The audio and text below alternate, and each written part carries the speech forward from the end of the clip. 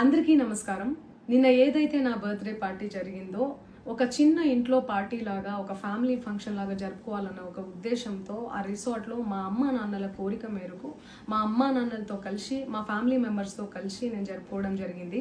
అక్కడ మా అమ్మా నాన్నలు, మా అమ్మా నాన్న ఫ్రెండ్స్, మా ఫ్యామిలీ ఫ్రెండ్స్, మా టీమ్ మెంబర్స్ మాత్రమే ఉండడం జరిగింది. అండ్ అట్లనే లిక్కర్ ఉండడం జరిగింది, సౌండ్ సిస్టమ్ ఉండడం జరిగింది. సో సౌండ్ సిస్టమ్కి లిక్కర్కి పర్మిషన్ తీసుకోవాలని చెప్పి నాకు అస్సలు అవగాహన లేదు, ఐడియా కూడా లేదు. అది అనుకోకుండా సడన్గా ప్లాన్ చేసుకొని వెళ్ళిపోవడం జరిగింది అక్కడ. సో అందుకు నాకు అవగాహన లేదు, లేకుంటే నేను డెఫినెట్లీ నేను తీసుకునేదాన్ని. నాకు అసలు గైడెన్సీయే లేదు.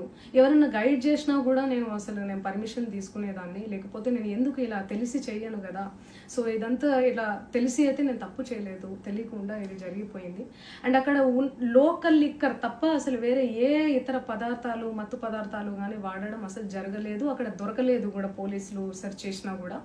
అండ్ అక్కడ ఎవరికైతే పాజిటివ్ వచ్చింది అని చెప్పి పోలీసులు చెప్తున్నారో ఆయన ఎక్కడో ఒక చోట తీసుకున్నాడు, ఎప్పుడో తీసుకున్నాడు అని చెప్పి తేలిందని చెప్పి పోలీసులే చెప్పారు. అండ్ అది ఇన్వెస్టిగేషన్ కూడా జరుగుతుంది. మేము కూడా పోలీసులకు కోఆపరేట్ చేస్తున్నాము. అండ్ నేను ఎందుకు ఇలా చేస్తాను, అసలు నాకు తెలిసి ఎందుకు చేస్తాను? మా అమ్మా నాన్నలతో దట్టు, మా అమ్మా నాన్నలు పెట్టుకొని ఇలాంటివి నేను ఎంకరేజ్ చేస్తానా? ఇలాంటివి చెప్పండి.